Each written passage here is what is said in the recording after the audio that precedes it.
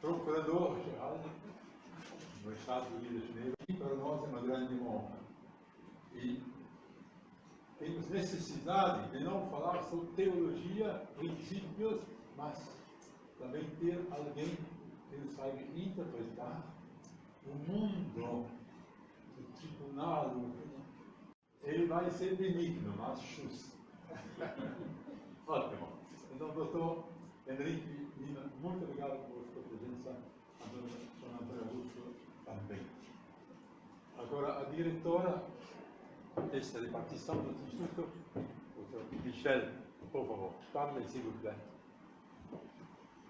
Bom dia, senhoras e senhores. É com grande alegria que iniciamos hoje as atividades da Fraternidade Nossa Senhora Sede da Sabedoria. Esta comunidade nasce no seio do Instituto Superior de Ciências Religiosas da Arquidiocese do Rio de Janeiro e é fruto da união de alunos e ex-alunos que, comprometidos com o ideal da Igreja, se colocam à disposição da sociedade para transmitir os valores cristãos e promover o bem comum.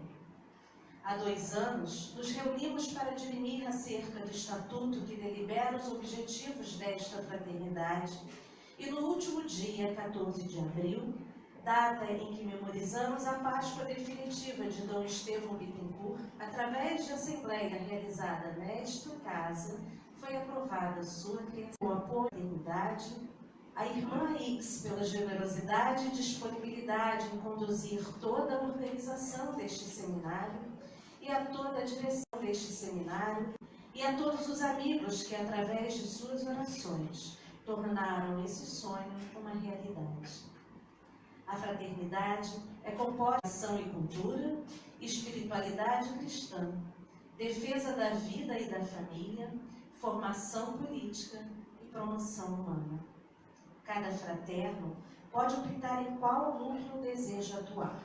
Todas as informações estão no canal oficial da fraternidade e decidimos iniciar os nossos trabalhos com um núcleo de formação política, face o contexto histórico de nosso país e as inúmeras questões que clamam pela compreensão dos princípios cristãos, os quais somos chamados a defender e a promover.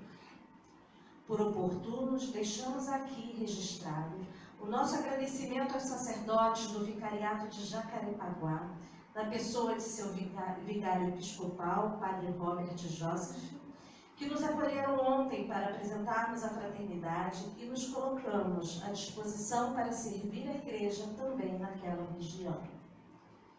Também agradecemos ao Padre Adriano de Abreu Figueira, diretor do Seminário Propedêutico, Rainha dos Apóstolos, que, cônscio da importância da unidade entre leigos e clero, já conduz seus dirigidos à convivência profícua e singular para o crescimento da Igreja do Rio de Janeiro.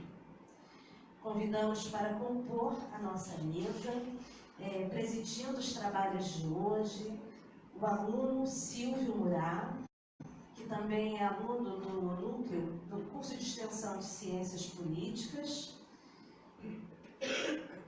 Gostaria que fosse recebido com uma salva de palmas.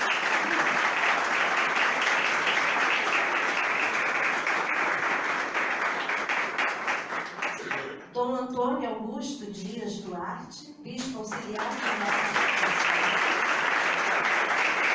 professor do Colégio Náutico Superior de Ciências Religiosas.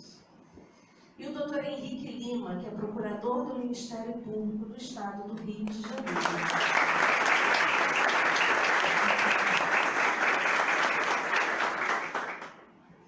Dom Antônio Augusto, professor, doutor Henrique, nas páginas dos estudos religiosas aqui dessa casa, né, da Arquidiocese do Rio de Janeiro, pelo Facebook.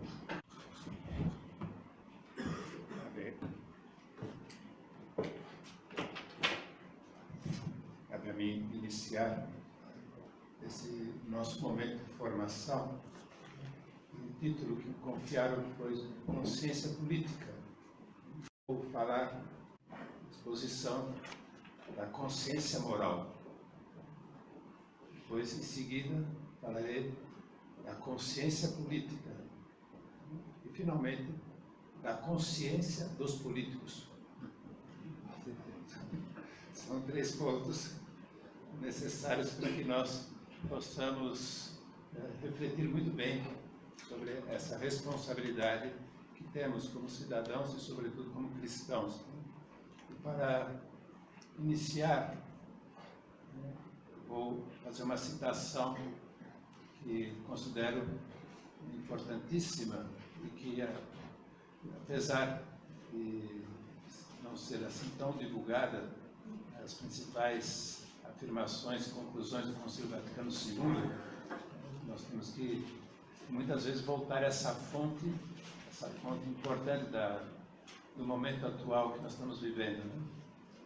Na Constituição, o mundo atual, né? Sobre a Igreja, a Constituição, começaram registrada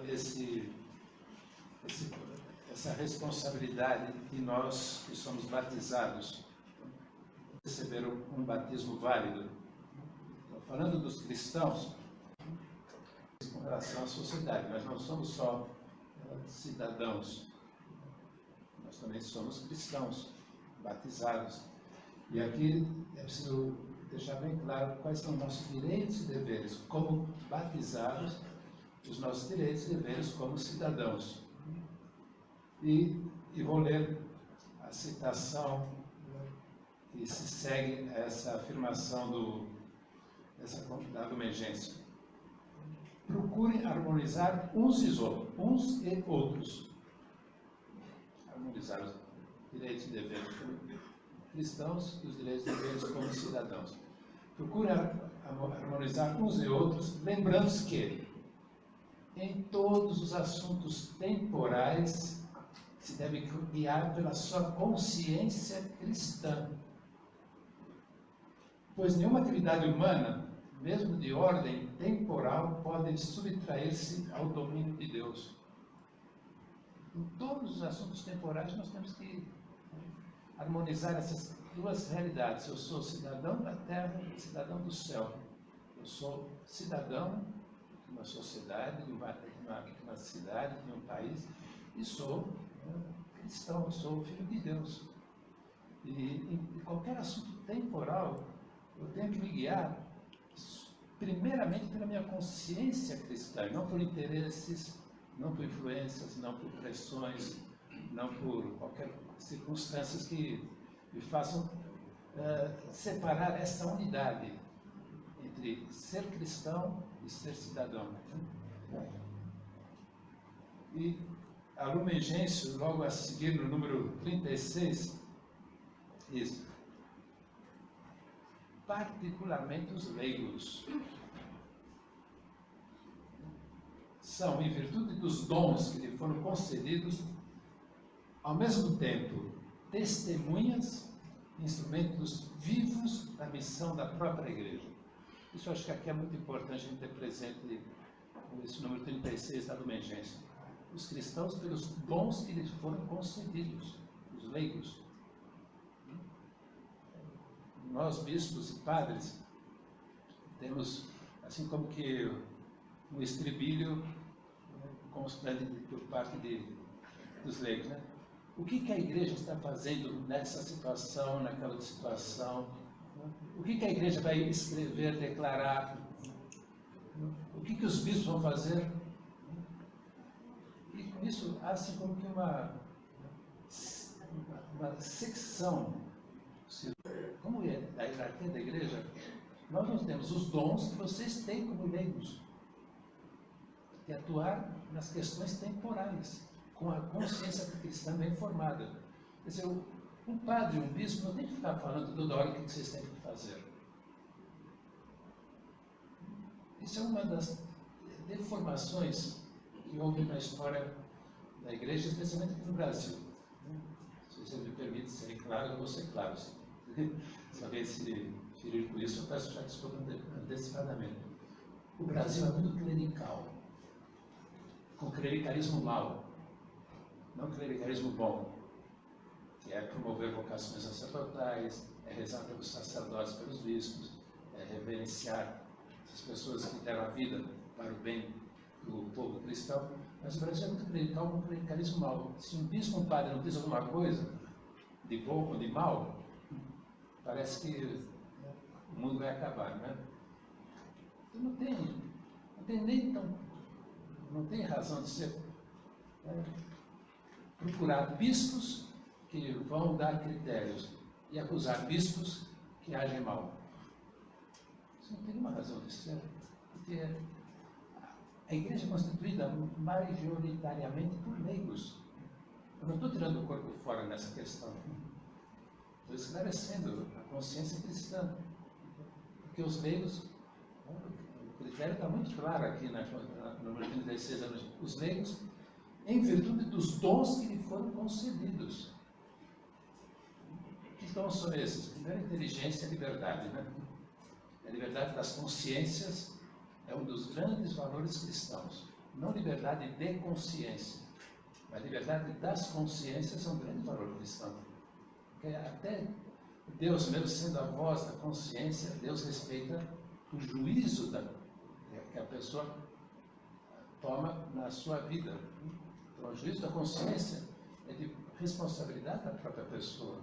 É bom que tenhamos liberdade das consciências, mas nunca liberdade de consciência. Então, os humanos, de ser instrumentos da missão da própria igreja, esses valores estão mais, esses dons estão mais acentuados nos leigos. Não que os sacerdotes e bispos não tenham, os leigos têm aqui. Quem tem alcance maior? O bispo ou os leigos? Até numericamente a gente vê isso, né? É uma questão que a gente tem que ter em conta.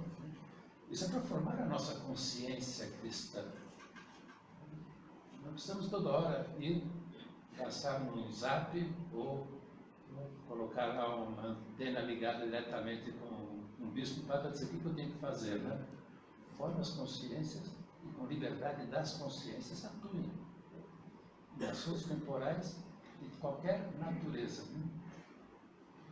Logicamente, o primeiro ponto para a formação de uma consciência humana e cristã bem madura, nós temos que seguir a reta, correta e, sobretudo, uma pessoa cristã. Aliás, minimamente, amor ao bem, fugir do mal. Só inspirados por essa lei mínima e não esquecer a liberdade, pai e mãe da nossa conduta cristã e da nossa conduta cidadã. Isso faz com que nós estejamos idôneos para donos dos nossos atos. Não sermos robôs de atos alheios, né? Não podemos, uma das coisas que mais me preocupa hoje em dia, né, na igreja, faço essa advertência sempre quando tenho a oportunidade, a coisa que mais me preocupa é que nós podemos estar sendo manipulados na nossa vida sem perceber. A manipulação hoje em dia deu graças a muitas técnicas, entre elas a técnica da comunicação, né, e depois também, infelizmente, a educação, faz com que muitas pessoas pensem que elas nunca pensariam se exercesse bem a liberdade das consciências que elas têm. Não podemos deixar-nos manipular, não podemos permitir que pessoas, sob a nossa responsabilidade, se deixem também manipular. Porque a técnica da manipulação é de tal sutileza que às vezes a gente nem percebe, né? Por exemplo, vamos olhar uma coisa no mundo da propaganda, como nós somos manipulados. Como nós somos manipulados. A gente quase funciona com um sistema nervoso autônomo. Entra num bar e fala, me dá uma Coca-Cola. Só um comentário paralelo engraçado, né? Um estrangeiro, um europeu que veio morar aqui no Brasil, ainda na sua idade de juvenil, que tem 18 anos, quando veio para cá, ele disse, olha, eu não entendo o Brasil. Por que você não entende o Brasil? Ele estava na universidade, né? Porque um colega meu disse, vamos tomar um cafezinho lá no bar? E vamos lá tomar um cafezinho. Ele chega lá e fala, me pede uma Coca-Cola. Chega lá e fala, me dá uma Coca-Cola. Eu café. E chega lá perto de outra coisa, né? É que a gente não percebe. No campo da propaganda é muito usado isso. Né? Não percebe como a gente se acha sendo manipulado. E uma pessoa manipulada começa a deixar de ser humana, porque ser humano é ser livre. Ser humano é ser livre. E ainda mais, né, não só essa propaganda, esse exemplo que eu dei sobre a propaganda é muito pequeno diante de outras grandes manipulações que nós estamos sendo submetidos. Né? Tem católicos que esquecem que tem uma consciência cristã que deve dar contas a Deus. E aqui eu cito um grande homem do século XIX, um homem de uma retidão de vida que levou a dar um passo adiante na sua vida e, consequentemente, no papel que ele representava dentro da sociedade, né? Cardeal Newman, pastor anglicano, e ele converteu-se ao cristianismo, mas seja como pastor, seja como já um sacerdote, que chegou a cardeal, ele dizia uma coisa impressionante: a consciência é o primeiro de todos os vigários de Cristo. A consciência é o primeiro de todos os vigários de Cristo. E o Papa é vigário de Cristo. Está no lugar de Cristo. Um bispo é o vigário de Cristo na sua diocese. Um sacerdote é o vigário de Cristo na sua paróquia.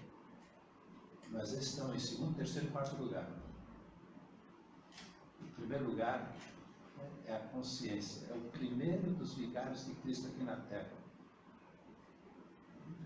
Podemos formar bem a nossa consciência cristã, para que possamos emitir juízos e vão nos classificando como cristãos e como cidadãos. Em nenhuma situação e nenhuma pessoa pode nos obrigar a agir contra a nossa consciência cristã e a nossa consciência cidadã. Porque nós somos livres. Vamos passar para o segundo ponto, a consciência política. Aqui eu quero citar a Gaudium et Spes, esse segundo grande documento do Concílio Vaticano II, número 74, quando fala da autoridade. Qualquer autoridade, né, numa sociedade, passando desde o presidente, governador, senador, deputado federal, deputado estadual, vereador, pai, mãe, professor, qualquer pessoa, é a ordem determinada por Deus. O plano eterno e sábio, colocando cada ação. Quando a gente não gosta, e somos importunados, o mosquito contribui para o bem da criação. Uma barata, muito mais, o mundo todo, o ambiente ecológico e, sobretudo, o ser humano, né? Então, a autoridade remete sempre. Eu tenho autoridade, eu tenho que me remeter à ordem estabelecida por Deus para que haja o bem comum. O bem comum da família, o bem comum de uma cidade, o bem comum do Estado, o bem comum de uma nação e o bem comum internacional. Então, a autoridade remete para uma ordem determinada por Deus. Mas o regime político deve ser deixado à livre vontade dos cidadãos.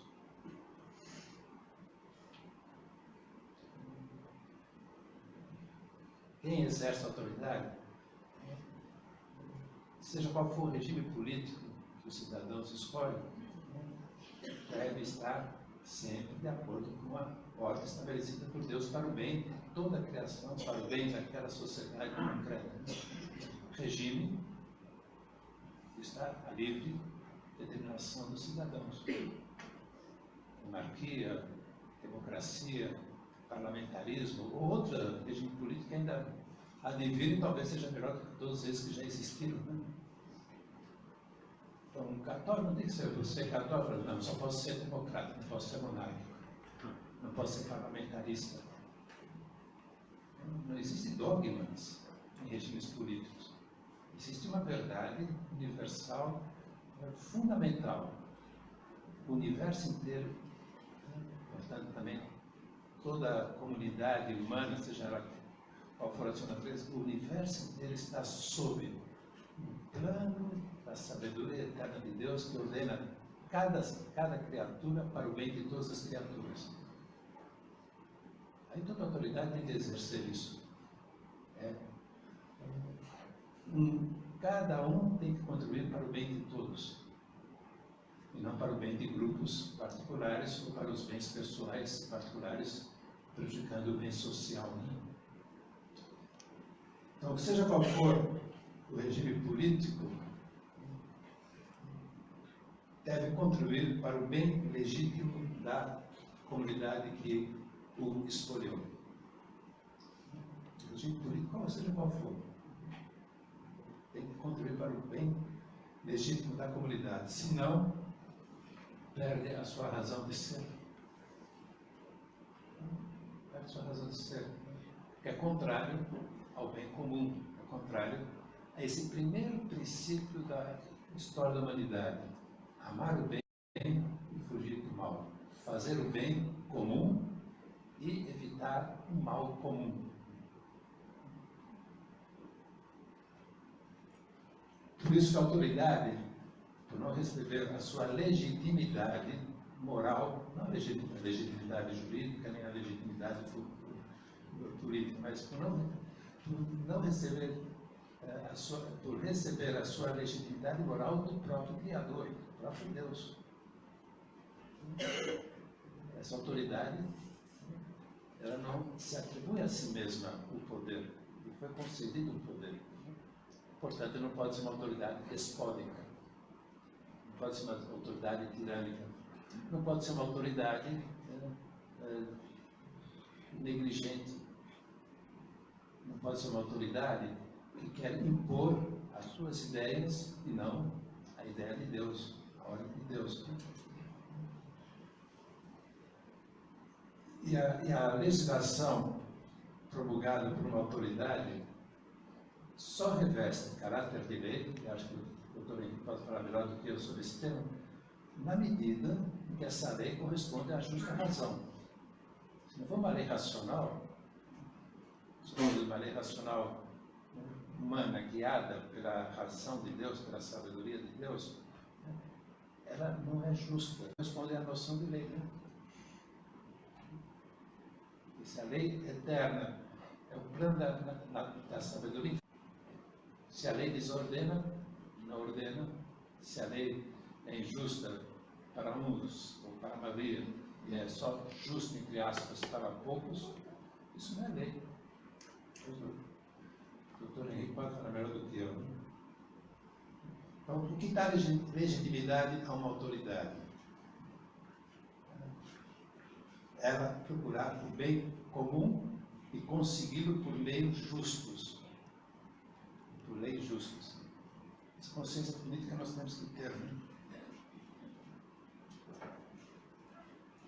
Por isso que existe o princípio do Estado de Direito, que um poder não pode estar assim, tão arbitrário que ele pode prejudicar a ordem de toda a sociedade. Por isso tem que ter poderes que se harmonizam, poderes que se controlam mutuamente, poderes que não ultrapassem os seus limites de ação. O legislativo é para legislar, o judiciário é para julgar. O judiciário não é para legislar. O legislativo não é para executar. Tem que ter essa harmonia, essa ordem, para que haja realmente uma ação legítima, contribuindo para o bem da sociedade e usando os meios necessários para chegar a esse bem maior. E cada cidadão está obrigado a ter uma consciência política guiada por esses critérios. Não ficar à mercê de arbitrariedades ou ficar omisso nesse seu papel de cidadão do mundo, como já dizia lá no Engêncio 33 que eu citei ao princípio. E recusar a obediência às autoridades civis, que não legislam e que não executam e que não julgam de acordo com o bem comum, é uma obrigação moral. Desobedecer, a desobediência civil é uma obrigação moral na consciência do homem, sobretudo na consciência do cristão. Dai a Deus o que é de Deus, dai aos homens o que é dos homens. Não vamos dar aos homens o que é de Deus. E São Pedro foi muito mais claro, o primeiro vigário de Cristo, né? A primeira visível, porque a primeira vigário de Cristo é a consciência, conforme disse Newman. Mas a primeira autoridade para os cristãos, que é visível, a primeira vigário de Cristo que é visível, é o Papa. E na sua atuação como já a pedra sobre a qual ele ia construir a igreja, né? Já logo quando ele foi preso, a primeira prisão de Pedro por ser guiado pelo Espírito Santo para o bem de toda a humanidade, né? Disse claramente: convém antes obedecer a Deus do que aos homens. Essas duas afirmações presentes, uma no Evangelho, pronunciada pelo próprio Deus, na sua humanidade, e a de Pedro, como primeiro Papa, justifica a desobediência civil. E deve ter, olha, o que importa? Eu acho que tem que lutar para que leis sejam justas. Mas às vezes por essas manipulações, né? Essas manipulações que hoje em dia estão cada vez mais divulgadas, essas manipulações a gente vê que as pessoas vão legislando em assuntos que não lhes cabe legislar, né? O direito à vida foi dado por Deus, não é concedido pelos homens, foi dado por Deus.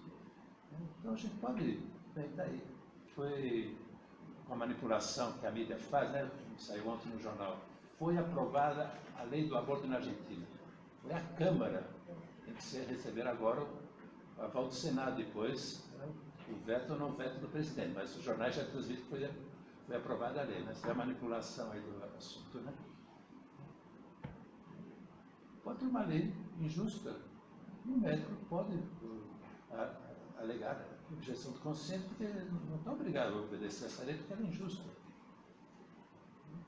E a manipulação que fazem, qualquer tipo de lei injusta, né? Às vezes pode falar, bem, agora todos os médicos estão obrigados a fazer aborto. Todas as escolas devem ter ideologia de gênero no seu currículo. As ideologias que ali estão presentes. A liberdade civil. Isso é ter consciência política. E nessa defesa do bem, das exigências próprias, do bem comum, né? A defesa dos fundamentais do ser humano, é o que pode chocar, né? Até as armas. Em que situações? Se as violações são graves, certas e prolongadas dos direitos humanos, direito à vida, direito à liberdade religiosa, direito à educação, que realmente forme o homem, não o deforme, a gente pode até recorrer à violência.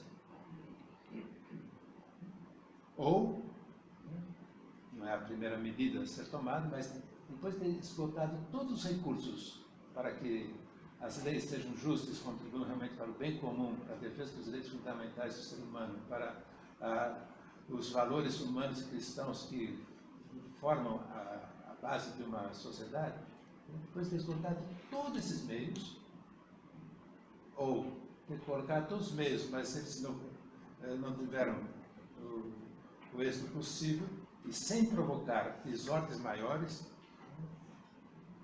é possível, não tendo outras soluções melhores, recorrer à violência. Por exemplo, a defesa de uma pátria que é invadida injustamente, o povo não pode ficar passivo. Logicamente, tem que levar em consideração o que é a violência propriamente dita do que é a crueldade propriamente dita. Né? Mas é preciso ter presente isso. Isso é de consciência, está no 5º mandamento, a legítima defesa da sociedade, a legítima defesa da família. Então, esgotado todos os recursos possíveis e imaginários para conseguir o êxito na defesa dessas realidades. Se não é possível, isso é legítimo, uma consciência de um cristão, de um cidadão bem informado, é legítimo recorrer à violência. Talvez eu esteja escandalizando alguém, mas isso está no magistério da Igreja. Está na encíclica Evangelho da Vida. O Papa fala da legitimidade da pena de morte. Agora, a aplicabilidade da pena de morte é outra coisa. Aí vem a prudência, aí vem a experiência, né? Mas em algumas situações é legítimo. Embora já exista a pena de morte no Brasil, né? A pena de morte já existe no Brasil.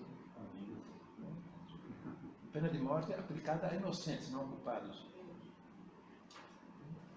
A pena de morte não só porque tira a vida física, a pena de morte porque tira a vida moral. Também existe pena de morte aplicada à vida moral. Pessoas estão matando consciências. Isso disse São Pedro, o Papa João Paulo II, São João Paulo II, na encíclica Evangelho da Vida. Ele diz: pior que a morte de um inocente no seio materno é a morte da consciência que se promove no mundo, por causa dessa manipulação. E olha que o Papa faz uma comparação bastante forte, hein? Pior que o aborto é a morte da consciência humana. Faz as pessoas praticarem esse ato sem saber o que estão fazendo. Feita por um catedrático de Biologia Molecular da Universidade de Buenos Aires, a Universidade Pública de Buenos Aires, ele manipulando a consciência das pessoas, falando da biologia molecular. E ele diz que a criança é só criança graças à placenta da mãe. Não porque houve a fecundação. A fecundação é um fenômeno biológico, né, que forma um ser, um indivíduo. Mas que esse ser seja a pessoa só graças à placenta. Ele faz todo um argumento sobre biologia molecular, que eu não terminei de ver. Duvido que era quase 8 minutos, não tinha esse tempo. Quando eu abri, estava prestes a entrar para a missa, né, descer lá na paróquia onde eu moro, para ir celebrar a missa. Vou ver agora na volta, né? Mas como as pessoas vão manipulando e vão matando. E a gente não pode. Então cabe a violência. Não necessariamente a física, às vezes pode ser uma violência entendida também como a fundamentação bem científica, antropológica, para depois ter debates, entre aspas, violentos, né? Não debates, isso vai contra Deus, isso não é permitido, um argumento científico antropológico, né? Não pode dizer que Deus não quer, né? A gente tem que fundamentar isso, né? De formar poder atuar correto, no bom sentido da palavra, né? Porque política é trabalhar pela polis, pela sociedade, pelo bem comum de todos, né? Agora, da privacidade, a gente expor a consciência dos políticos. Não é uma invasão da privacidade, não é uma invasão da intimidade das pessoas. Nós temos que votar em consciência, que significa conhecer, primeiro, a nossa consciência cristã e cidadã, e conhecer a consciência dos candidatos a cargos políticos. Porque se a autoridade remete à ordem, né, dada por Deus à criação, a ordem dada por Deus à humanidade, a gente tem que conhecer se essa consciência do político tem isso, claro. E a consciência a gente conhece pelo comportamento. É aquele ditado da sabedoria, não é popular. Diga-me com quem andas e te direi quem és, né? Diga-me a tua consciência e te direi quem você é. E como é que a gente conhece a consciência de uma pessoa? Pela sua conduta habitual, não conduta pontual. Mandorinha não faz verão. Então, um ato bom, ou poucos atos bons, não significa necessariamente que aquela pessoa é boa. E a gente conhece a consciência das pessoas pelo seu modo habitual de viver, seu modo habitual de agir profissionalmente. E no caso dos políticos, ou candidatos a políticos, né, a gente tem o dever de conhecer a consciência. Não é as obras que ele faz, mas é a sua conduta humana que o faz ser, né, capaz ou não capaz de governar um país, né? Capaz de fazer projetos de leis, capaz ou não capaz de julgar. Embora no judiciário o povo não tenha diretamente um poder, né, só indiretamente, mas alguns pontos nós temos que levar em consideração também da autoridade jurídica. Então, a consciência moral e político pode ser conhecida considerando a predominância habitual dos atos políticos que ele tem na sua vida, na sua carreira política. Como eu falei há pouco, a consciência classifica o homem e o torna pai dos seus atos. Então, considerar isso, um político é um homem público. Portanto, como tal, tem o dever de ser conhecido pelo público. Um homem público tem que ser conhecido pelo público. E se nós vamos dar autoridade a uma pessoa, essa pessoa tem que ser muito bem conhecida na sua consciência. Aqui eu só vou dar um dado dentro da igreja, né? Dom Romulo sabe disso, tanto quanto eu. Para escolher um bispo, são consultadas muitas pessoas. E essas pessoas consultadas devem, né, conhecer a consciência desse candidato a bispo. Porque o bispo é uma autoridade dentro da igreja, né? É preciso conhecer muito bem a consciência moral, a conduta moral, os seus valores, né, os seus relacionamentos humanos, né, a sua participação na vida da igreja, né, a sua doutrina. Se você visse o que é uma consulta dessas, né? Olha, o Romulo sabe disso, né? Não é assim, porque ele é simpático, porque ele prega bem, porque ele conduziu bem a sua paróquia, então pode ser visto, né? São pessoas ótimas, mas que não são idôneas para exercer essa autoridade dentro da igreja. E tem pessoas ótimas na sociedade que não têm idoneidade para exercer um cargo político. Isso não é nenhum demérito. Cabe a nós termos esse discernimento. Qual é a consciência desse político, ou desses políticos, ou desses candidatos a política? Claro que é uma pessoa como nós, que tem direitos, mas principalmente por querer ser eleito, ou ter sido eleito pelo povo, né? Ele tem um político, pensando que ele é Deus. A gente tem que votar. E a omissão desse dever, e que ele não pode omitir-se. Além disso, pelas questões sobre eleições, às vezes as omissões favorecem aqueles que não deveriam estar em certos cargos, né? Então, quais são os pontos fundamentais para conhecer a consciência do político? Eu pus 3, para não me prolongar muito, porque acho que já estou me prolongando, né? Mas eu coloquei 3. Seja católico ou não seja católico, seja de direita, de esquerda, de centro, de cima, de baixo, não importa, né, a sua classificação política, né, a sua religião, mas a gente tem que ver se a consciência de um político é uma consciência justa. Porque a consciência é o juízo, né, o juízo da nossa inteligência, né, e que é a regra próxima das nossas ações. Então, a primeira coisa que a gente tem que ser uma pessoa é justa. Um político católico é justo? Só por ser católico? Porque ele pode ser injusto, porque ele usa a igreja. Isso não é justo. Eu sou católico, né? Eu sou leitor nas missas, né? Eu apareço sempre nas missas, especialmente constante nas missas na época da eleição. Depois da época da eleição, tem muito trabalho, não aparece mais na missa, né? Olha a incoerência na conduta. O Catecismo da Igreja Católica, no número 1807, diz: a justiça é a virtude moral, é uma das 4 virtudes cardeais, uma das 4 virtudes em torno das quais devem girar tantas outras virtudes, né? A virtude moral que consiste na constante e firme vontade de dar a Deus, ao próximo, o que lhes é devido. constante e firme vontade de dar a Deus e ao próximo o que lhe é devido. Para com Deus, a justiça chama-se virtude da religião. Aqui a gente vê, né? Um político, né? Se é católico, nós vamos votar nele porque ele é católico, vamos ver se ele vive a virtude da religião. Isso é visível, né? Primeiro, se ele conhece a religião dele. E depois, se ele não usa da religião em proveito pessoal. Isso é patente.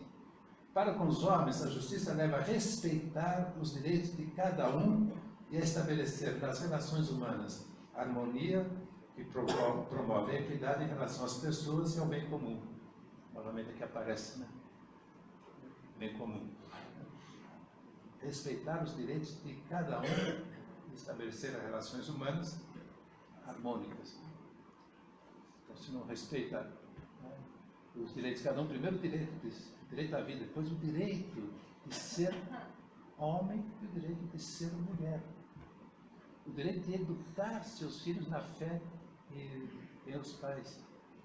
Então, um político que impede o ensino religioso confessional e plural, e defende isso habitualmente nos devidos segmentos que ele vive, né? Esse político fala bem, eu vou reelegê-lo? Ou quais são as ideias dele sobre esses direitos fundamentais do ser humano? Qual é a sua conduta constante e firme? Uma pessoa justa a gente conhece. Justiça para com Deus, viver a vida da religião. Dentro da vida da religião, é fundamental num político, num candidato a cargos políticos, a veracidade. Eu lembro disso porque o Evangelho de hoje fala isso. O seu sim seja sim, o seu não seja não. A pessoa tem que ser um homem de palavra.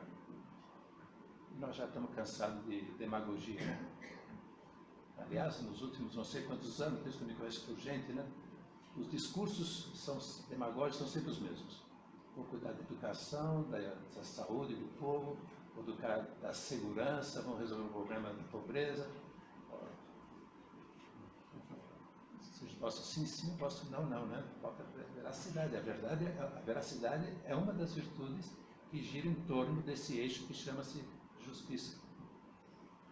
Depois, um segundo critério para conhecer a consciência dos políticos, se um político ou candidato a político, ele tem como norma habitual de conduta respeitar os princípios ordenadores da sociedade. E quais são esses princípios? O princípio da solidariedade. A sociedade contribui realmente para o desenvolvimento, o crescimento de um povo na sua humanidade. Então, o princípio da solidariedade. Quer dizer, não trabalha para grupinhos, trabalha para todos os grupos. Não trabalha para minorias, trabalha para a maioria. Não é uma pessoa individualista, só busca o seu bem pessoal, né? E aproveita-se das posições políticas que tem para crescer na sua riqueza, no seu poder, né? Rejeita o individualismo, assim como rejeita o coletivismo. Não é só o individualismo, mas também o coletivismo. E aqui a gente tem dois sistemas econômicos, né, bem claros, né? O capitalismo selvagem e o marxismo, né? Onde trata o povo como massa. Eu vou fazer tudo pelos pobres. Então, o que significa isso? Isso aqui é uma massificação, né? Vou fazer tudo pelo João, pelo Pedro, pelo Paulo, qual a situação dessas pessoas, como elas vivem, onde elas moram, podem ir no hospital, não podem ir no hospital. Se nós que somos um pouquinho mais diferenciados, né? Como nos custa ser atendido no plano de saúde para fazer um raio-x. Né?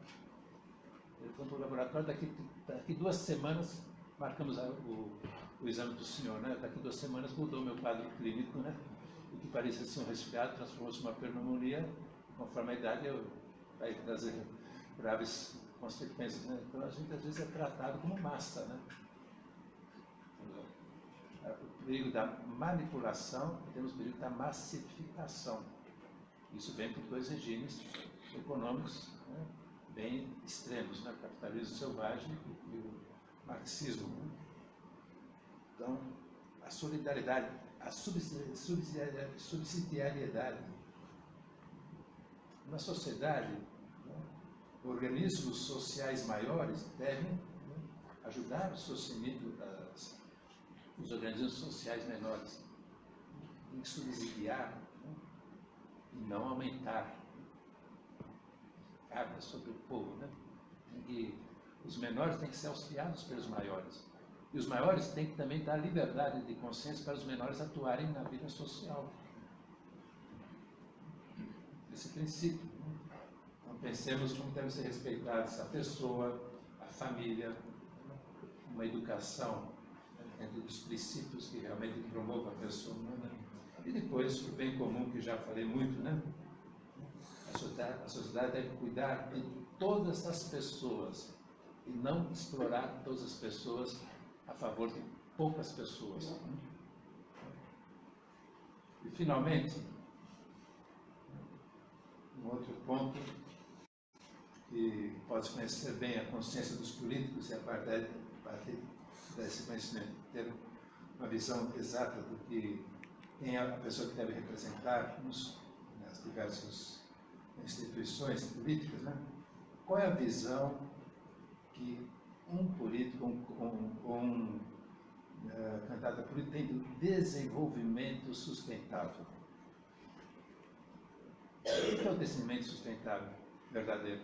Aquele que ajuda as pessoas a se desenvolverem como pessoas. Aquele que ajuda as pessoas a se desenvolverem como cidadãos. Isso é o verdadeiro desenvolvimento sustentável, aquele que sustenta a humanidade na sua humanidade.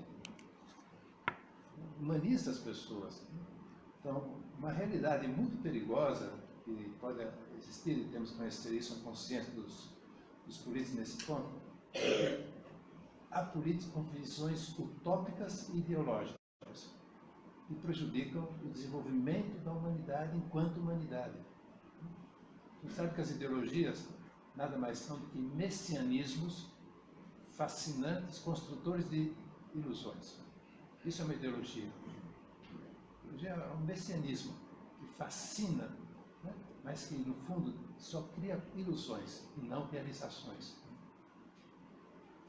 Isso, uma pessoa que é candidata a um cargo político, ou um político que vive habitualmente de ideologias, isso nunca vai promover desenvolvimento, embora tente enganar a consciência dos cidadãos, falando que isso melhorar a inclusão social, dar oportunidades a minorias de terem seus direitos, suas posições sociais reconhecidas, no fundo reconhecido quer dizer promovidas e legalizadas, né? Fazendo com que haja um falso desenvolvimento da humanidade. Porque as pessoas, enquanto não ganham em humanidade, elas nunca construirão uma humanidade sadia, uma humanidade verdadeira. Então, o verdadeiro desenvolvimento é fazer com que as pessoas ganhem em humanidade. E ganhar em humanidade só se dá quando se respeita os direitos fundamentais do ser humano. Não há ideologias por trás, não há visões utópicas por trás, né? E também, né, o desenvolvimento humano se dá em todas as suas dimensões, incluindo a dimensão religiosa. Então, um político que na sua consciência guia-se por ideias, guia-se por programas de partido onde se exclui Deus da sociedade, por exemplo, o laicismo, né?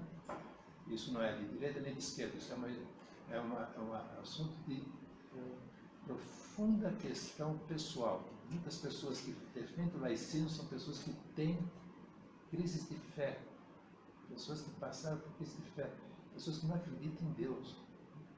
Por isso querem tirar tudo que significa Deus. A melhor forma de anestesiar a consciência é não ter nenhum sinal de Deus presente, né? Na Revolução Francesa, logo após a Revolução Francesa, esse era um dos ideais da Revolução Francesa, acabar com a religião.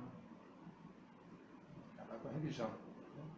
E um pobre camponês de uma cidade da Normandia, chegou lá um desses políticos de Paris falou: agora nós vamos destruir todas as igrejas, vamos fechar as escolas católicas, vamos impedir que as pessoas vivam a religião. O camponês, na sua simplicidade, perguntou: por favor, vocês também vão tirar as estrelas do céu? A natureza nos fala de Deus, né? Então, para vocês verem, né? Então, o que é desenvolvimento? Qual é a ideia de desenvolvimento? É um desenvolvimento só econômico, um desenvolvimento só material, né? Desenvolver, né, a cidade, cuidando das condições materiais da cidade. Muito bem, isso é necessário. Mas vão desenvolver o ser humano na sua humanidade? E nós, ser humanos, sem religiosidade. Nasceu o ser humano sem valores e critérios humanos políticos.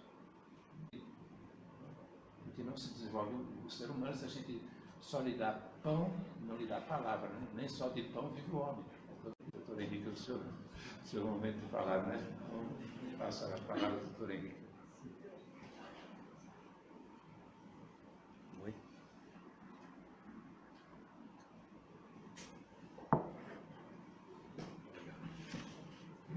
Seja permitido dizer um grande obrigado ao Dom Antônio Augusto. Ele tocou um tema muito fundamental, consciência. Eu direito que está atrás do direito positivo, politicamente jogado e construído, o direito natural. Permita-me, Dom Antônio, nada a acrescentar ao que você falou. Só uma pequena explicação.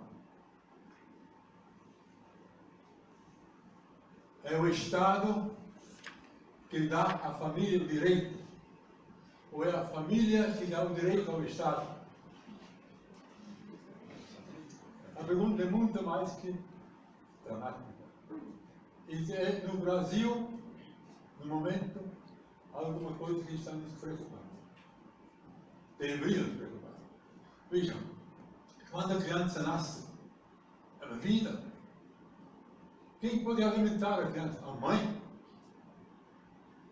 Quem pode protegê-la? O pai. Os que criaram essa vida. Veja a lei natural.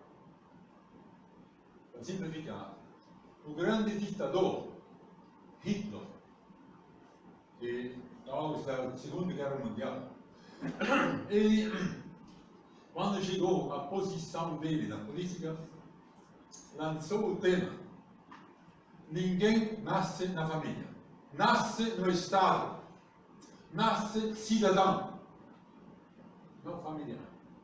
Então isto cortou esse direito fundamental, natural, da humanidade. O Papa Pio XI lançou uma encíclica sublime contra esse totalitarismo. Aplicando. No ano passado ainda, eu fui convidado por um grupo de católicos para irmos ao ministro da Educação em Brasília.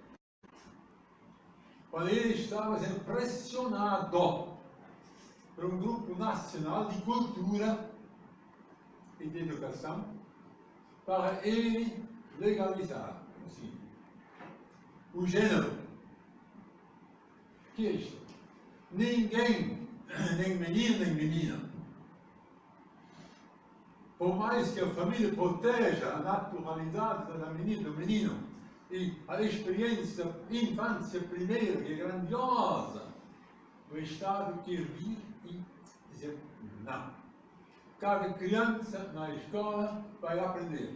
Amanhã você vai escolher se quer ser menina ou menino. E não só, eventualmente, pode repetir na sua vida tantas vezes quiser, se quer ser homem ou mulher. A família é a estrutura fundamental da natureza, está sendo agredido. Felizmente, não passou. O ministro bloqueou tudo isso. Eles não vão calar. Portanto, o que Dom Antônio falou, a consciência nossa e a consciência dos políticos, não podemos ficar indiferentes. E quero só agradecer. É um tema que certamente vai precisar de muitos esclarecimentos e aprofundamentos. De coração, Dom Antônio, obrigado, senhor.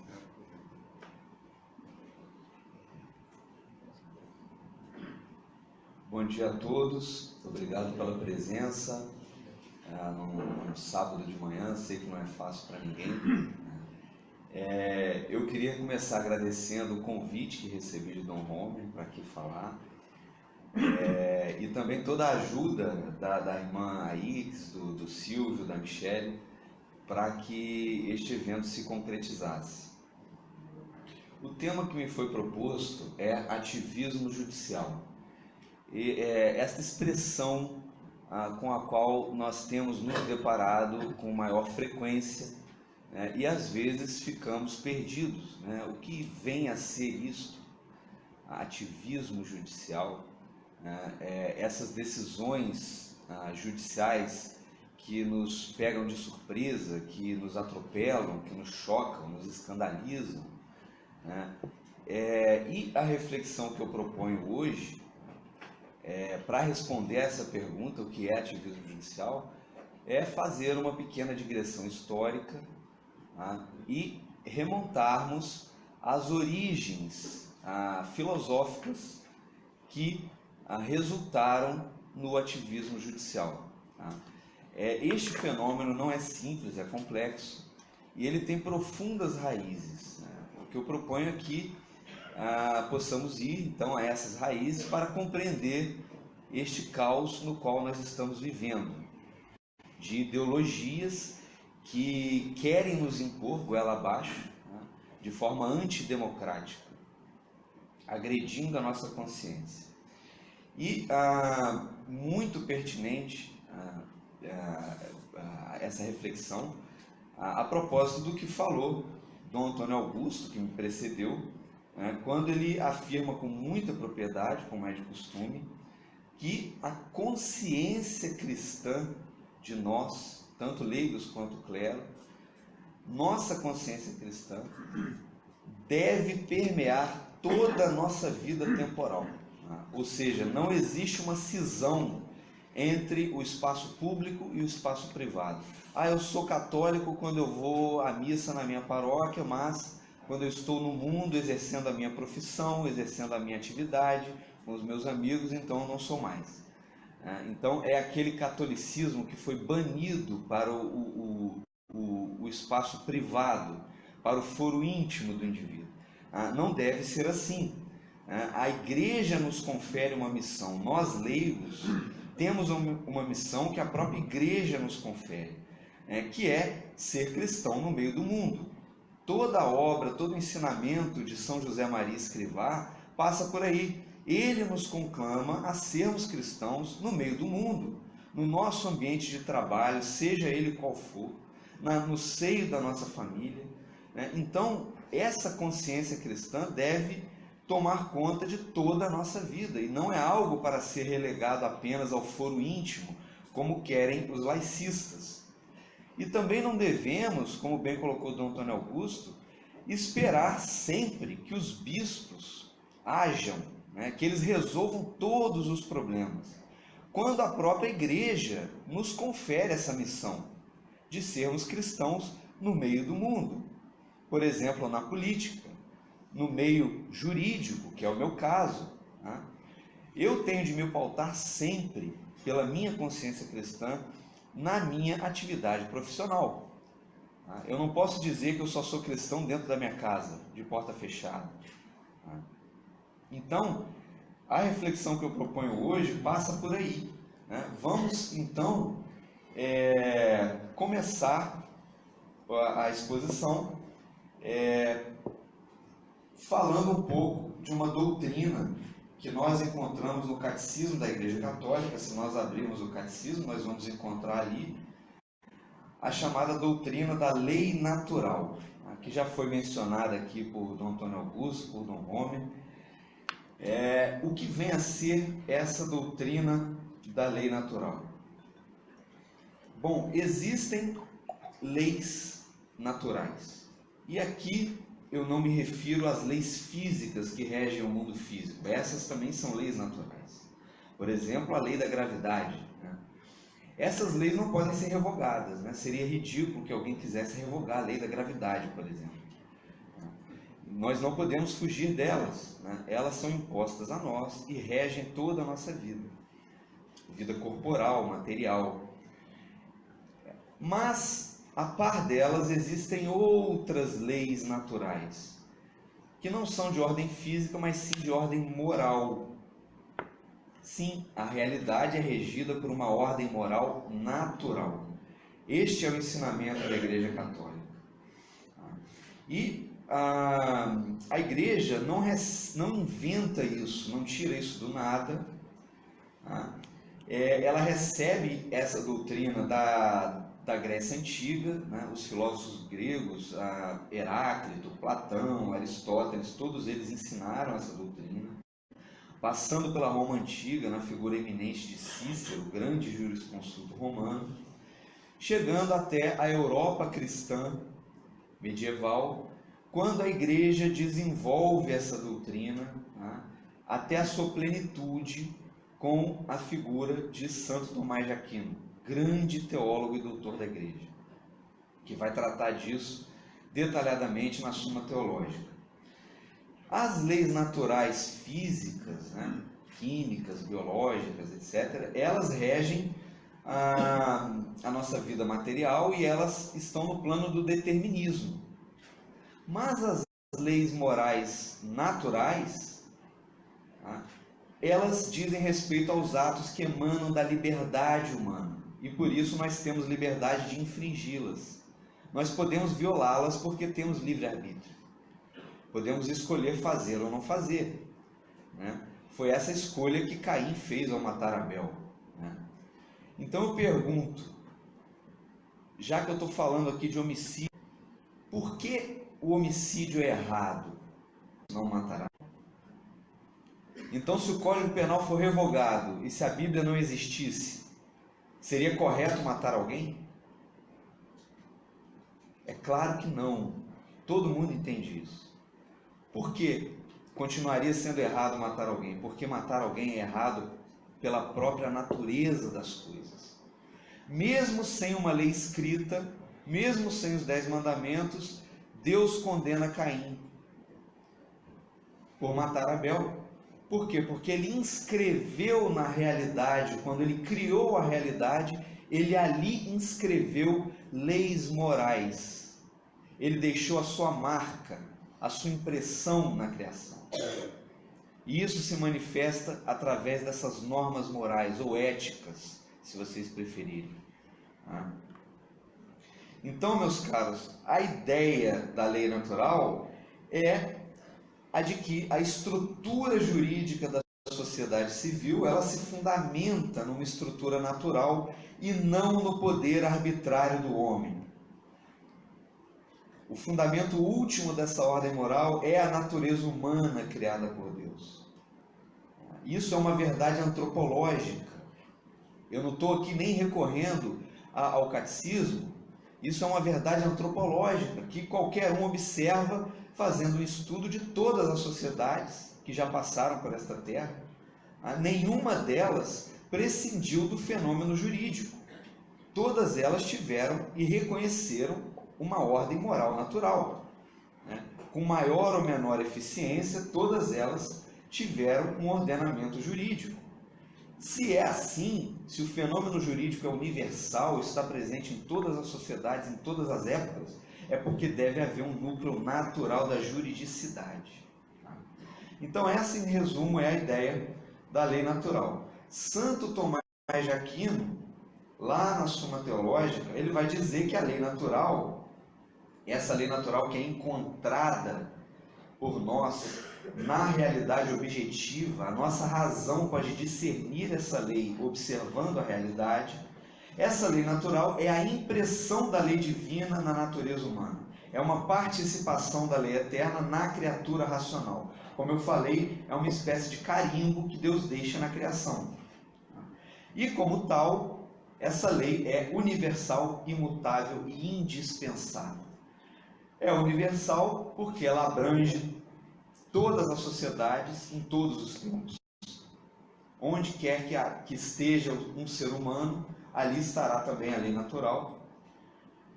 ela é imutável, porque não pode ser revogada pela vontade humana, seja a vontade de um legislador ou seja a vontade de um julgador, e aqui estamos falando do ativismo judicial.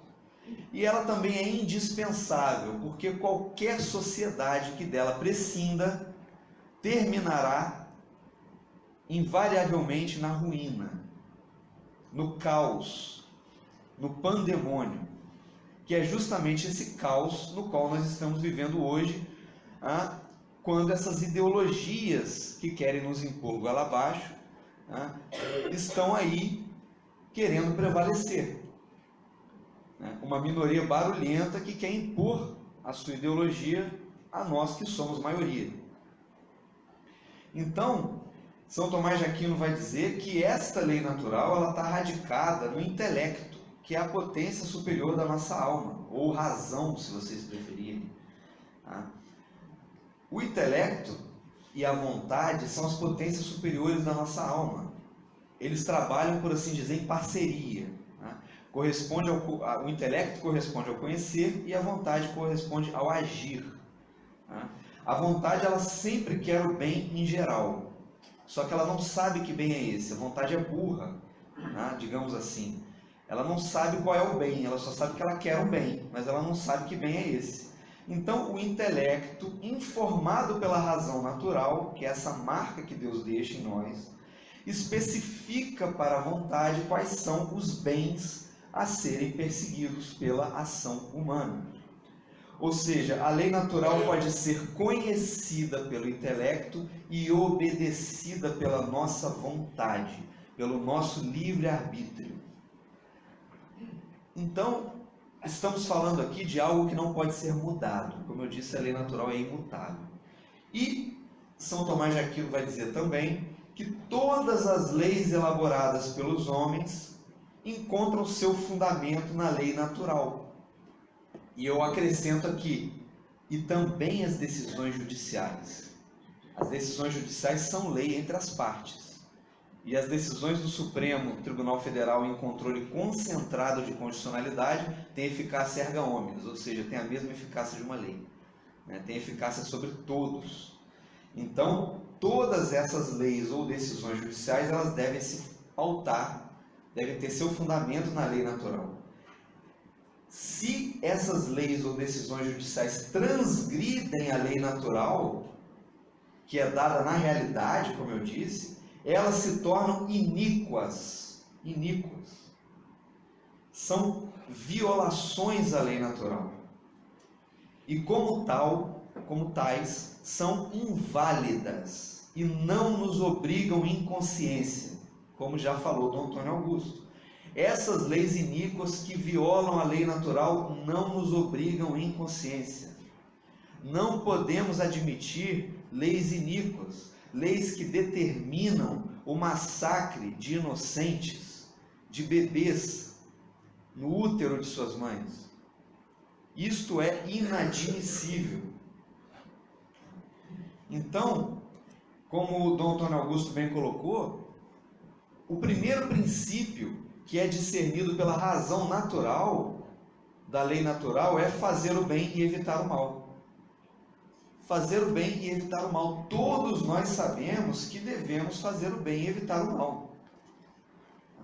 Isso até o suicida sabe. Percebam que é impossível fazer algo sem desejar um bem. Mesmo aquele que se mata está buscando um bem. Ele quer, por exemplo, livrar-se de seus sofrimentos. Ora, livrar-se dos sofrimentos não é algo bom? Quem é que vai negar isso? Livrar-se dos sofrimentos é algo bom. Você quer um alívio. Então, aquele que se mata faz isso procurando um bem. Ele não quer fazer mal a si, mas ele faz o quê? Usa um meio errado para isso. Então, o que aconteceu aí? Aconteceu uma falha cognitiva. O intelecto conheceu erradamente, interpretou algo como um dar-se não é um bem. Nesse nosso processo de ordem, existem bloqueios, então nós podemos conhecer mal as coisas, podemos achar que algo é bom quando na verdade não é bom. Ora, o sexo é um bem criado por Deus. Então o intelecto está mal informado, e aí ele apresenta a vontade aquilo como um bem, a vontade adere. A vontade que é burra segue o intelecto, mas o intelecto estava errado. Então ninguém faz algo querendo o mal. A nossa vontade vai sempre buscar o bem. Então percebam que essa é uma doutrina, a doutrina da lei natural, ela é altamente, faz um apelo muito grande ao senso comum.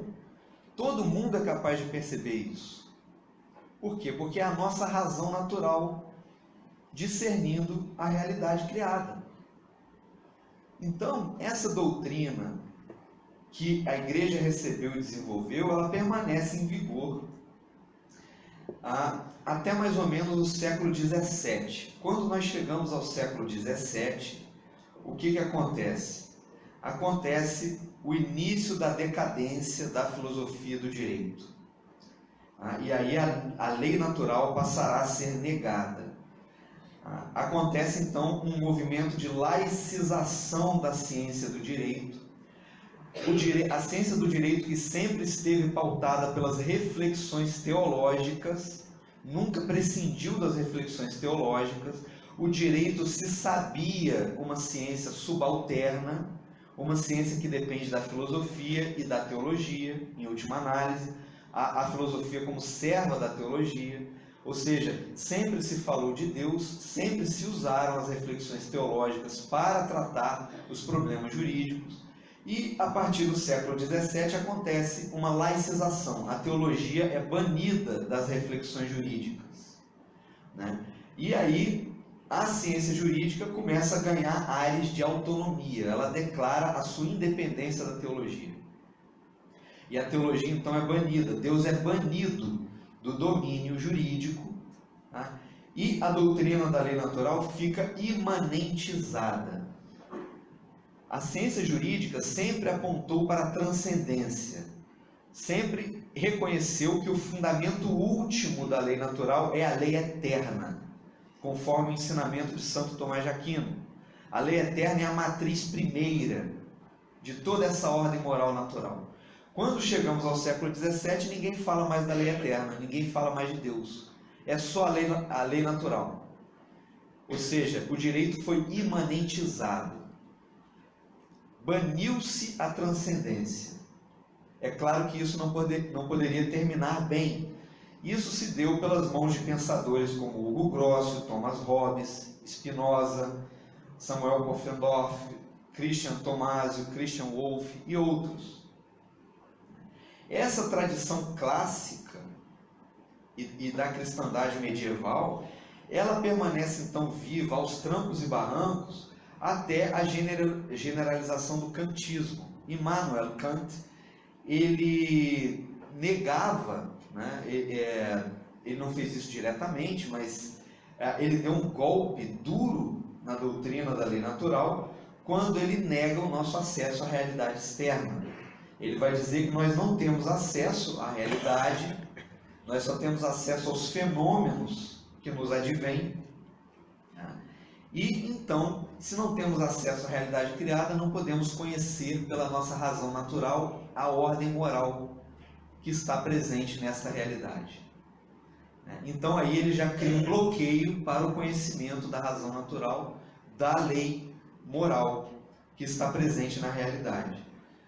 E ele vai dizer que as leis morais, elas vêm pré-programadas no ser humano, elas são inatas, elas residem na chamada razão prática. Nós recebemos isso de fábrica, digamos assim. Não temos então o acesso à realidade para conhecê-las, elas nos são dadas de forma inata. Isso já representou um duro golpe na doutrina da lei natural. E este golpe, ele se intensifica, este ataque se intensifica no século XX com o advento do positivismo. O que é o positivismo? O positivismo ele vai negar, aí sim, diretamente a lei natural, é uma negação direta e clara da lei natural, e ele fica só com a lei positiva, daí o nome da escola, positivismo. E o que é a lei positiva? A lei positiva é a lei posta, positum, é a lei posta, a lei que está posta pela vontade humana, seja a vontade humana de um legislador, de um parlamento, de um imperador, de um monarca, ou até mesmo de um tirano, ou até mesmo de um tribunal.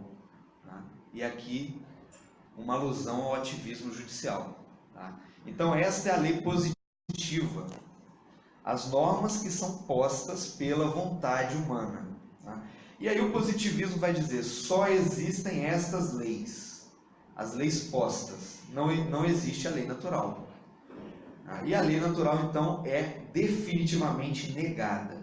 E aí a lei positiva, ou seja, a vontade humana, ganha o poder de criar a ordem natural, criar a ordem moral da sociedade, determinar o que é certo e o que é errado. O fundamento último dessa ordem moral social é a vontade de quem baixa essas regras, é a vontade do legislador, ou do tirano, ou do tribunal. Não é a ordem natural, é a vontade daquele que baixa a lei. Então, não há atos bons ou maus em si mesmos. Não há o certo e o errado por natureza. O bom e o mal é aquilo que foi decretado pelo legislador, seja ele quem for. O certo e o errado é aquilo que foi decretado pelo legislador. Se ele disser que é certo, é certo. Se ele disser que é errado, é errado. Isso é o positivismo.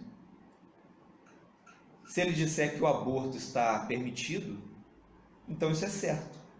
Isso é perfeitamente legal dentro da lógica do positivismo. Então percebam que é uma ideia completamente estapafúrdia, tresloucada, que não pode ser admitida. Mas quais são as origens desse positivismo, que é a negação completa e definitiva da lei natural? Vamos então voltar a São Tomás de Aquino. Para São Tomás de Aquino, a lei eterna é a matriz da lei natural. Ela é a fonte da lei natural. Ou seja, são dois modos de ser da mesma lei. Ou seja, a lei eterna é a própria razão divina. É a razão divina que ordena todas as coisas. Deus ordena e cria todas as coisas por um ato de razão. É um ato da razão divina que ordena todas as coisas. E é por isso que nós, homens, somos capazes de conhecer a lei natural e obedecê-la com a nossa reta razão. Mesmo que nós não sejamos cristãos, sejamos sejamos índios numa tribo, que lá no meio da Amazônia, mesmo assim nós temos uma razão natural. E essa razão natural é capaz de conhecer a lei natural que está presente na realidade criada por Deus. Quem discerne esta ordem natural moral é a nossa razão. E daí nós inferimos que em Deus também é assim. Se nós discernimos com a nossa razão o que é bom e o que é mal, é porque em Deus deve ser assim também. Lembremos que nós não podemos conhecer a Deus diretamente. Para conhecer a Deus diretamente, teríamos de ser uma das pessoas da Trindade. E isso nós não somos. Nós podemos conhecer a Deus por analogia. Analogia com a criação, com o homem. Nós somos imagem e semelhança de Deus, então, por analogia, nós inferimos, é claro que Deus é absolutamente simples, ele é ato puro, mas então nós, por analogia, dizemos que Deus tem uma razão e uma vontade.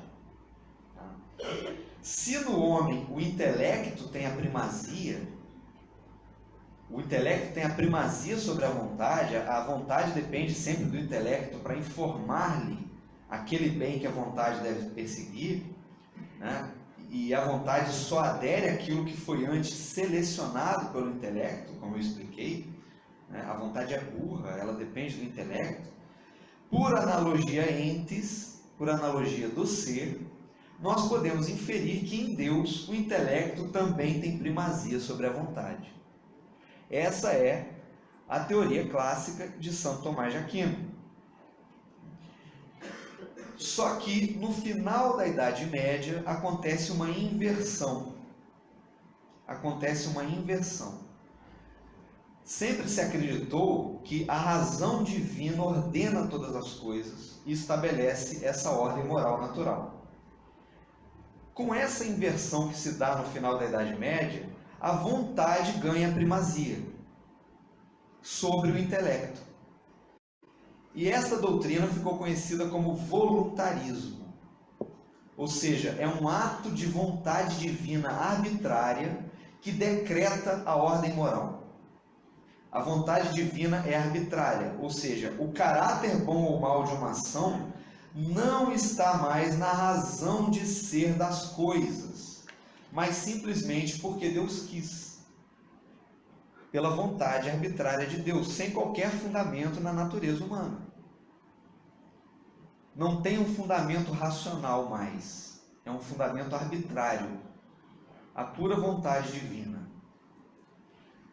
Essa doutrina teológica, não vou entrar aqui nos detalhes e também não é o objeto da nossa exposição, ela levou a algumas consequências. Não foi a intenção original daqueles que propuseram essa doutrina, mas ela levou a algumas consequências.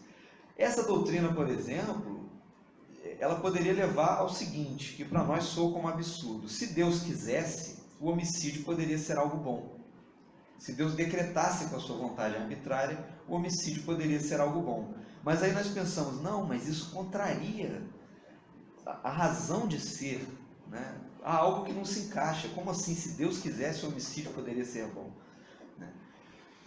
E voltando então, adiantando um pouco, indo ao século XVII, quando acontece esse movimento de laicização, quando Deus é banido das discussões jurídicas, Deus sai de cena e esse movimento ele é recrudescido no século XVIII. Ele não deixa um vácuo, Deus não deixa um vácuo.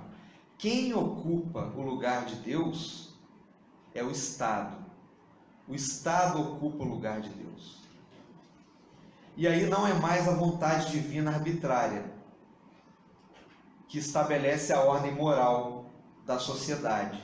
Agora é a vontade humana arbitrária, que passa a decretar com a sua própria vontade o que é bom e o que é mal. A história nos dá uma lição das consequências que essas ideias podem ter. Se nós observarmos os horrores totalitários da União Soviética de Stalin, do nacionalsocialismo da Alemanha de Hitler, nós vamos observar que a consequência dessas ideias foi um genocídio de 100 milhões de pessoas. Então, nada daquilo que Hitler e Stalin fizeram era ilegal. Nada era estritamente ilegal. Tudo que Hitler fez estava respaldado em leis e normas da Alemanha. Leis positivas. Ele fez tudo dentro da lei. Ele promoveu o seu genocídio dentro da lei, de acordo com as leis do Estado alemão. Vejam a consequência do positivismo, de leis tirânicas, leis arbitrárias. E aí o professor Gustav Hadebrook, da Universidade de Heidelberg, ele muda de posição. Quando ele percebe que o positivismo resultou nisso, ele muda de posição. E aí ele passa então a condenar as leis que ele chama de arbitrárias, cruéis e criminosas. E hoje nós vamos ver que não se trata mais de leis arbitrárias, cruéis e criminosas. Essas também estão aí. Mas hoje nós temos um dado a mais. Decisões judiciais arbitrárias, cruéis e criminosas. Ou seja, este voluntarismo, que começou teológico e que agora é jurídico, um voluntarismo jurídico, ele tem duas vertentes. Uma delas é o positivismo que nós vimos. O que é o positivismo? É a tirania da vontade do legislador por meio de leis arbitrárias, cruéis e criminosas. A outra vertente é a evolução do positivismo, que ganha o nome de neoconstitucionalismo. Neoconstitucionalismo, que é a tirania da vontade, não mais do legislador, mas agora do julgador, por meio de decisões judiciais arbitrárias, cruéis e criminosas. Isto é o ativismo judicial que nós estamos vendo hoje. Então, do voluntarismo teológico, nós descambamos para o voluntarismo jurídico, ou seja, a tirania da vontade humana, que resultou no positivismo e que resulta hoje no neoconstitucionalismo. Esse neoconstitucionalismo, a ideia original era corrigir os erros que levaram ao genocídio totalitário. Porque as pessoas raciocinaram assim, bom, a nação alemã ficou refém porque havia os princípios mais sagrados estavam consagrados em leis. Vamos então fazer esses princípios migrarem para as constituições, que são mais rígidas, mais difíceis de alterar. E aí esses princípios foram incluídos na Constituição, com o intuito de protegê-los. Mas, no fim das contas, isso se degenerou num positivismo pior ainda, porque o neoconstitucionalismo, ele é o positivismo piorado. Piorado. E a ponta de lança desse neoconstitucionalismo é o ativismo judicial. As decisões judiciais arbitrárias, voluntaristas, cruéis. Por exemplo, um desses princípios que estão na Constituição, supostamente para serem protegidos humana, o julgador pode ir no seu ventre. Espera aí, mas isso é abuso. E retirar a vida de um ser humano é negar a dignidade humana daquele ser. É a negação da dignidade da pessoa humana. Então percebam que o princípio está sendo usado para negá-lo. É um contrassenso. Como é que eu posso invocar a dignidade da pessoa humana para sustentar aborto, para fazer propaganda de aborto, para legalizar aborto? E é isto que o Supremo Tribunal Federal está prestes a fazer. Então, meus caros, o que nós temos hoje não são mais juristas. A função clássica do jurista era dizer o direito. Dizer o direito que já existe, que é encontrado na realidade objetiva, na ordem moral natural. E aí o jurista vai dizer, em cada caso concreto, qual é o direito a ser aplicado. O que nós temos hoje não são juristas, são revolucionários, que querem subverter a ordem das coisas. Não é mais dizer o direito que já existe, é inventar o direito, de acordo com a sua própria vontade, pautado pelas suas ideologias nefastas, que desgraçam e pervertem a sociedade. Então, este é o cenário lamentável diante do qual nós nos encontramos. E aí nós acrescentamos a escola de Frankfurt, que quer demolir a cultura ocidental, que chama de autoritária e fascista, o desconstrucionismo de Ferdinand de Saussure, que vai dizer que nenhum texto tem significado objetivo, né? Então todo esse caldo ideológico fomenta o ativismo judicial, né?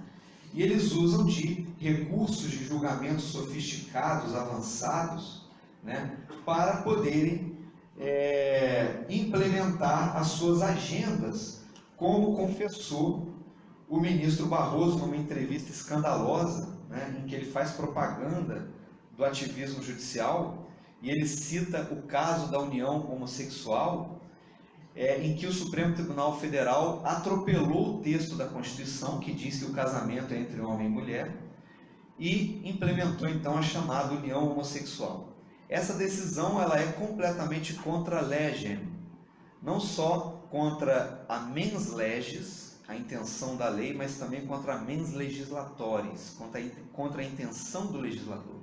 Porque os debates da Constituinte revelam que a intenção dos legisladores constituintes, ao escreverem aquele dispositivo, era impedir que no futuro alguém pudesse alegar que dois homens podem se casar, ou duas mulheres podem se casar. E aí aquilo foi expressamente colocado na Constituição. O Supremo atropela a vontade do legislador legitimamente eleito e aprova a chamada união homossexual. O outro exemplo que o ministro citou, como uma grande realização, ainda não está implementado no nosso país, mas já está implementado nos Estados Unidos, que é o caso Roe versus Wade, que legalizou o aborto lá. E ele coloca o caso como um exemplo a ser seguido, né? Um exemplo a ser seguido. E ele anuncia nas entrelinhas que vai legalizar o aborto no Brasil. Quando ele coloca que esse caso é um exemplo a ser seguido, ele está dizendo que ele pretende fazer isso, né? Então é uma coisa muito grave. Percebam que os ativistas judiciais se colocam como iluminados, portadores do progresso e da nova sociedade perfeita que vai romper o atraso mental da população brasileira. Nós somos atrasados, retrógrados, religiosos, né? Essas pessoas de mentalidade religiosa, retrógrada, não sabem das coisas. Nós sabemos das coisas e sabemos o que é melhor para eles. E, portanto, nós vamos impor goela abaixo o aborto, apesar de 90% da população brasileira ser contrária ao aborto. 11 iluminados, então, vão aprovar o aborto. Isto é inadmissível. Isso é o mais franco e aberto ativismo judicial. Então, Santo Tomás de Aquino, ali na Suma Teológica, ele diz, lá na prima secunda, questão 97, artigo 3, ele diz que um povo é livre quando não se lhe impõem leis sem o seu consentimento. Isto foi dito por Santo Tomás de Aquino, grande doutor da igreja. Um povo só é livre quando não se lhe impõem leis sem o seu consentimento. E eu acrescento, leis e decisões judiciais que têm força de lei. Então, o que os ativistas judiciais querem é escravizar, tirar a nossa liberdade. A liberdade da nação brasileira de se autodeterminar. A nação brasileira não aceita o aborto, não aceita a ideologia de gênero. Não podemos aceitar que uma minoria nos imponha aquilo que nós não queremos. Não podemos aceitar leis iníquas, decisões judiciais iníquas. O ativismo judicial, devemos nos conscientizar disso, que o direito é um caminho pelo qual essas ideologias vão sendo impostas sem o nosso consentimento. Este caso do aborto, ele vem sendo ministrado a doses homeopáticas, né? A coisa não é feita de modo repentino, porque eles sabem que de modo repentino não vai funcionar. No Congresso Nacional não passa. Eles já desistiram no Congresso Nacional. Graças a Deus, no Congresso não vai passar. E eu venho falando já há muitos anos. O aborto será legalizado via Supremo Tribunal Federal. E nós tivemos um primeiro movimento, com a ação lá no Supremo que legalizou a pesquisa com as células tronco embrionárias, a ação que questionou a constitucionalidade da Lei de Biossegurança, que previa pesquisas científicas com a destruição de embriões humanos. A lei foi considerada constitucional. Esse foi o primeiro passo. Qual foi o segundo passo? A DPF 54, aborto dos fetos anencéfalos. Segundo passo. Terceiro passo, habeas corpus 124.306 do Rio de Janeiro, no qual o ministro Barroso disse que a criminalização do aborto antes dos 3 meses de gestação é inconstitucional. A criminalização do aborto antes dos 3 meses de gestação é inconstitucional, foi o que ele afirmou. Este foi o terceiro passo. E o quarto passo, nós estamos prestes a ver, é a DPF 442 do PSOL, que pede a liberação total, ampla e irrestrita do aborto, pela simples vontade da mulher, até o 3º mês de gestação. Então, meus caros, estamos prestes a ver a tragédia e o flagelo do aborto ser imposto à nossa nação por um tribunal composto de 11 pessoas. a maioria das quais é a favor do aborto. Já deixaram isso claro.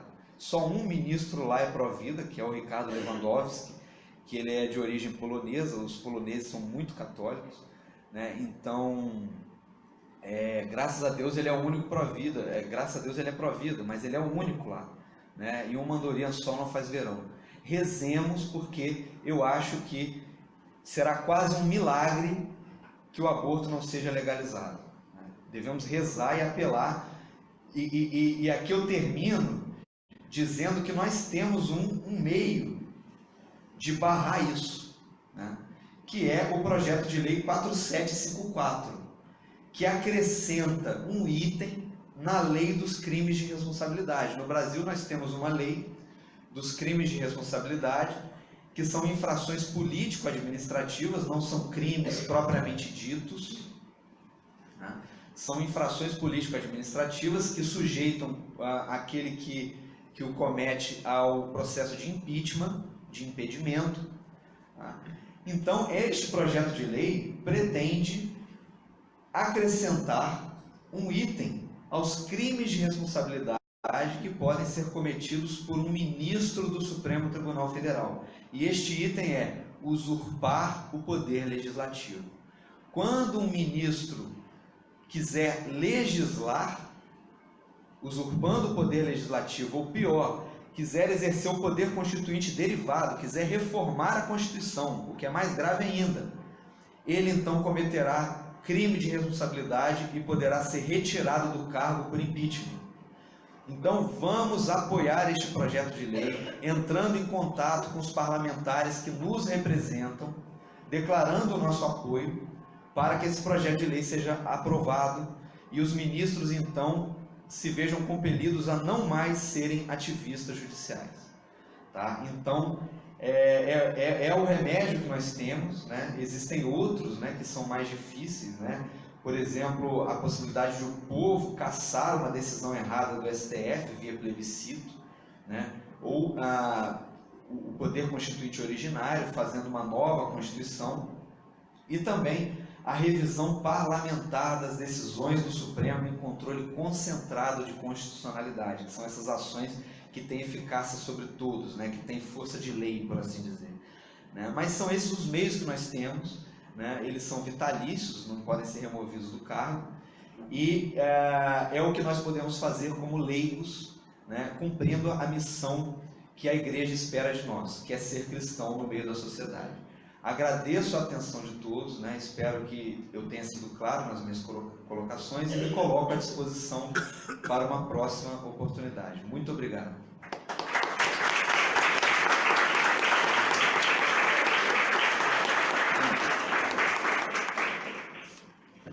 Evidentemente, o aplauso já indicou, antecipo que dizer, a diáfana clareza e inteligência de Dr. Henrique Lima nos impressiona. Ele mostrou que a lei absoluta, eterna, é a base de toda a legislação brasileira, e a falsidade de todas as outras tentativas. E ele chegou a aterrissar preocupando-nos profundamente, nos mostrando o Roma, Dr. Michel, a importância do trabalho, isso é importante. Se no Brasil não se criam ali todas as tendências totalitaristas, então ele nos incomodou graças a Deus. Muito obrigado, doutor, por sua sabedoria, sua presença. Bom, senhores, saúdo do Antônio pela apresentação e parabenizo também o doutor Henrique Lima pela brilhante apresentação. E abro aí a plateia, perguntas aos palestrantes. Eu não sei qual o horário do encerramento. Uns 15 minutos, tá bom? Uns 15 minutos tá bom, Michel? Tá? Então, por favor, quem tem perguntas a fazer, a do Antônio ou do doutor Henrique, o senhor pode vir até aqui?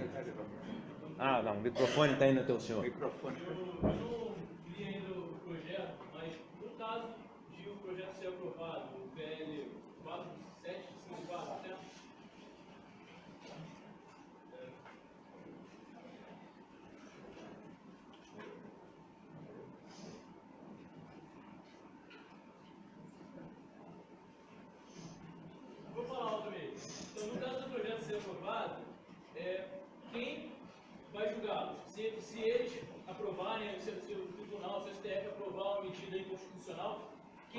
julgar o STF para que eles sejam presos? Ou qual for a sanção cabível? Quem vai julgar? Existe uma lei que disciplina isso, né?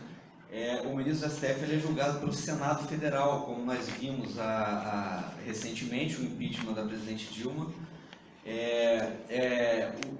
O julgamento, então, é feito pelo Senado. Tá? Não é o próprio STF que vai julgar o impeachment do ministro. Tá? Se é essa a sua preocupação, né? Porque senão, né, não faria o menor sentido. Mais alguma? O projeto de lei não seria mais próprio uma lei complementar à própria Constituição, porque eles estão violando a Constituição. E a gente inserir no projeto de lei algo que, né, quer dizer, explicitar na própria Constituição que uma violação dessa ordem de invadir a competência do legislativo, tá? Dessa ordem, isso é crime de impeachment. E por isso dá um afastamento do próprio ministro. Né? Bom, eu concordo com o senhor que seria preferível que isso estivesse claro na Constituição, mas a própria Constituição delega à lei esse elenco dos crimes de responsabilidade. Já existe uma lei que disciplina esses crimes, né, que os elenca, e, portanto, pela paridade das formas, é por isso que é um projeto de lei ordinária, porque é uma lei ordinária que cuida disso, né, com respaldo na Constituição. Tá? Fazer isso por emenda constitucional seria um caminho mais difícil, né? É mais fácil através desse projeto de lei, mas eu concordo que se tivesse na Constituição seria muito melhor, né? Mas é a própria Constituição que delega isso à lei. Por favor, levando em consideração essa exposição do início de todo esse problema com a mudança de visão do século XVII, que passa a desconsiderar o direito natural e entra no total direito positivo, aí seria o embrião de todo esse problema que chegou aonde chegamos hoje. Qual seria a opinião do palestrante para que nós entrássemos num caminho para enfraquecer a visão positivista e fortalecer a visão, voltar a fortalecer a visão do direito natural? Bem, como você antecipou, na verdade o problema é justamente esse, é banir Deus das discussões públicas. Deus foi banido das discussões públicas, e quando acontece esse movimento de laicização ali no século XVII, né, é o início do processo no qual o homem se assenta no trono divino e passa então no lugar de Deus a decretar com a sua vontade o que é bom e o que é mal, né, de acordo com a sua vontade arbitrária. Então, o problema todo se resume a isto: o banimento de Deus das discussões públicas. Né? Se as reflexões teológicas voltassem para a ciência do direito, a doutrina da lei natural, do direito natural, sem dúvida, sairia fortalecida. Né? Não há outro caminho a não ser o caminho paciente e lento do resgate progressivo dessa doutrina clássica e medieval. Né? Não dá para ser uma coisa na base da canetada. Nós devemos formar as consciências, como bem colocou Dom Antônio Augusto aqui na palestra dele, que as consciências cristãs estejam formadas e saibam que a nossa Santa Igreja Católica tem uma doutrina do direito, tem uma filosofia jurídica. E ela precisa ser valorizada, porque muitos católicos por aí não têm consciência disso, são positivistas, né, por ignorância. Então, é preciso um amplo trabalho de formação para que nós voltemos à doutrina clássica que a Igreja abraçou, né? A doutrina da lei natural. Eu penso que seria fazer mais propaganda das grandes descobertas científicas feitas por pessoas da Igreja Católica. Nós católicos desconhecemos muito isso. Como os cristãos contribuíram para o progresso da humanidade através de progressos científicos, progressos culturais, progressos sociais. A maioria dos cristãos, às vezes, dentro de uma própria paróquia, não sabe o bem que uma pastoral ali presente faz, porque só olha para a sua própria pastoral.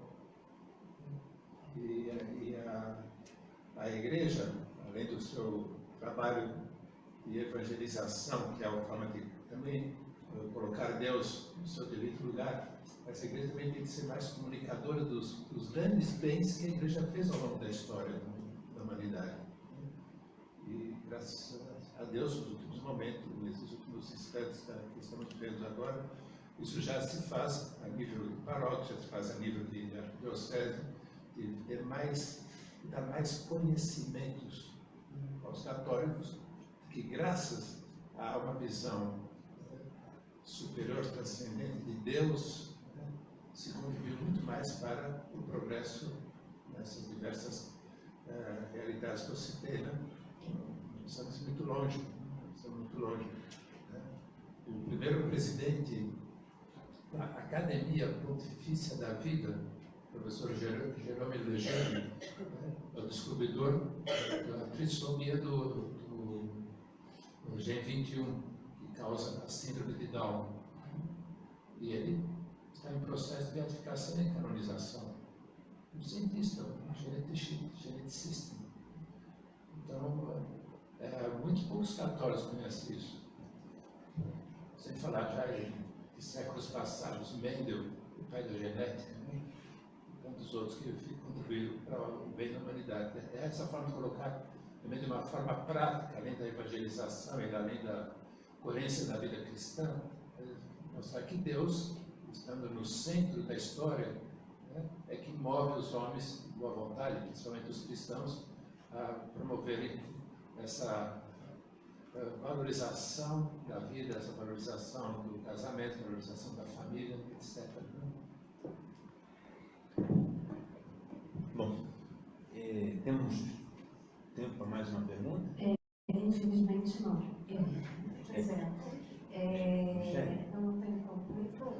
Eu queria então, podemos encerrar? Podemos encerrar. Eu queria agradecer a presença de todos e mais uma vez reiterar aí o agradecimento a Dom Antônio, em nome da Fraternidade Nossa Senhora Sede Sapiente, e ao Dr. Henrique, e lembrar que, como o Michele falou ao início da cerimônia, que a fraternidade é constituída de 5 núcleos,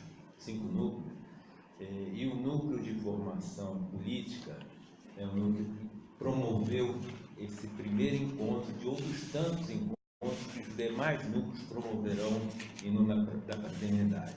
E eu, como coordenador do núcleo de formação política, me coloco à disposição dos presentes que assistiram às 2 palestras, que queiram iniciar um trabalho de discussão e aberto, para que a gente pense o momento que passamos, o momento político, o momento social, o momento econômico, dentro do núcleo de formação política. Obrigado a todos mais uma vez e passo a palavra à nossa presidente, a Michele. Nós temos aí uma singela lembrança em agradecimento pela contribuição dos senhores.